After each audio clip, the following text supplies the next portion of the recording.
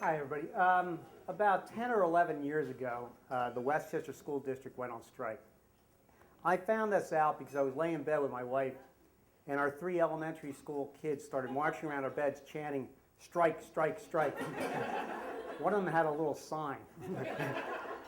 And the problem with this is my wife traveled for work, and the strike went on for over 2 weeks. Before I describe the kids, we also had this dog. He was a German Shepherd. His name was Fred. He was kind of a rascal. He had one ear that always stuck up and one ear always stuck down. My wife found him underneath a car in Philadelphia. So great breeding. So we bring him in, and I was always scared of German Shepherds, but my kids beat the hell out of this dog. They climbed him, did everything, and the dog was the most gentle, wonderful dog with the kids. And I didn't even need a leash with her. He would walk along parallel to me. So he was a great dog. But after 2 weeks, on the second week, it rained every day.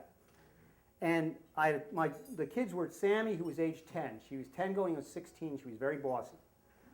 Brian, who was a little bit like that Jonathan Licknicky kid, Brian was 6 and he announced everything. Which, by the way, if anybody ever sends your kids to announcing thing, it's not a good idea. Because then later through his whole childhood, you go, "Dad didn't put the laundry out. Boy, is he in trouble." It's a very annoying habit to have around a kid. So he was 6. Jack was 5. Jack was a Tasmanian devil. All the kids were not breastfed. They were bottle fed, but apparently in Jack's bottle was like Red Bull or something.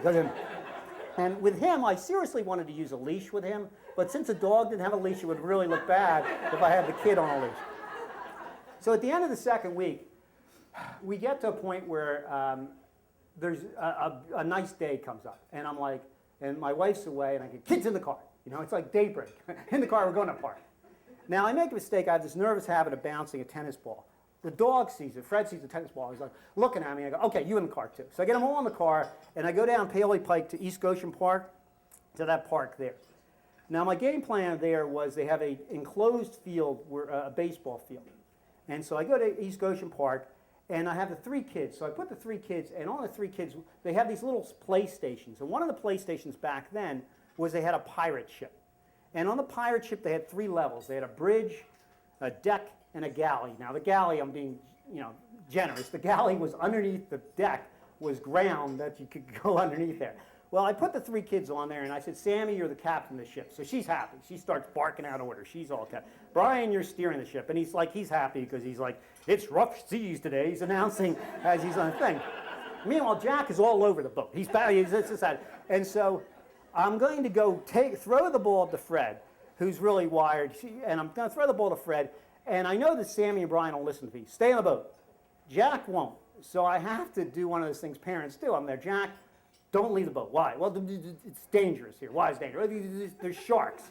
And it's like, it's ground. There's no water here. And then, there's land sharks, like, moles.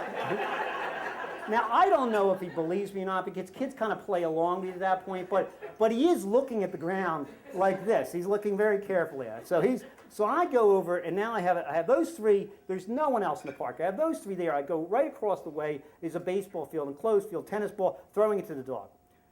Throwing it to Fred, and then this lady, she's walking along Paoli Pike, which is a good 200 yards beyond the baseball field. She's walking, she's got the hand weights, which each weigh like a pound. Her jewelry weighed more than her hand weights, but she's doing this thing. She's walking along, and she sees me, and she yells, "Leash, leash." So I'm looking down, and I realize Fred's not leashed. Now, I'm just used to it, so I have the leash. I put the leash on Fred. So she starts walking away. So then I throw the ball to Fred, and Fred goes, "Gets it." Then she turns around and goes, "Leash, leash." And I point to the leash that's on Fred, going, "Look, it's a leash." And I was being a bit of a jerk then myself. I'm not completely at blame, but then I thought she overreacted, because this is what she did. She starts power walking towards me, yelling, "I'm calling 911."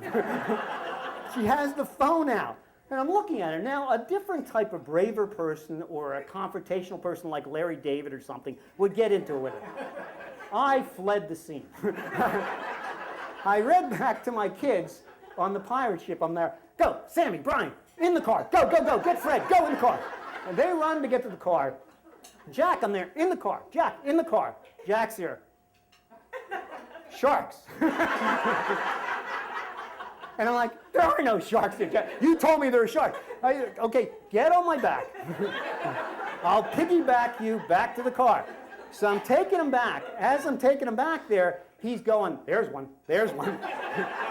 So I think I screwed him up for the next 4 or 5 years because he really didn't like going outside after that. So we run back to the car. We get in the car. And I got the kids in the dog, they're in the car, we're pulling out. The lady is still in the rearview mirror waving her phone. Brian starts commentaries we're driving away. Pirate outlaws on the run. I go, shut up, Brian. He goes, fugitives from justice. Brian, just stop it. Then Sammy starts in. Sammy's like, wait till Mommy finds out about that. I go, your mother does not have to know about this at all. I don't want you to tell her about anything about this. And Jack's like, what about the sharks? They go, especially not the sharks. So, of course, when we get home, the first thing they do, when my mother's there, and my mother, my wife.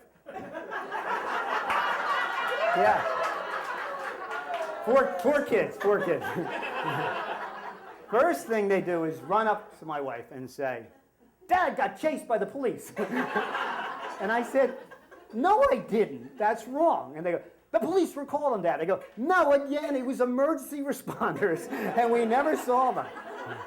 And then my wife hears the story, and she's all over me. She's like, why did you bring the dog? And I go, look, the dogs, they're beating up on the dog. I'm trying to explain it. Finally I go, the dog has rights too. You know, which makes no sense. But that was it. A couple days later, the school strike was settled. And I was greatly relieved. And it was one of the joys of my life and our marriage because we marched around the kids' beds chanting, school's in, school's in. Join the tennis team. No, school's in. So, I'll work bees in somewhere. So we did that. And that was a beautiful thing. My wife had to go to work, so I took the 3 kids to the bus the next day. And I took Fred too. And I put the leash on Fred. And Fred's looking at me, what did I do? I thought we had an understanding. But I took him to the thing, and then I took the chaos of my household and gleefully put it on a school bus and sent it away. Thank you.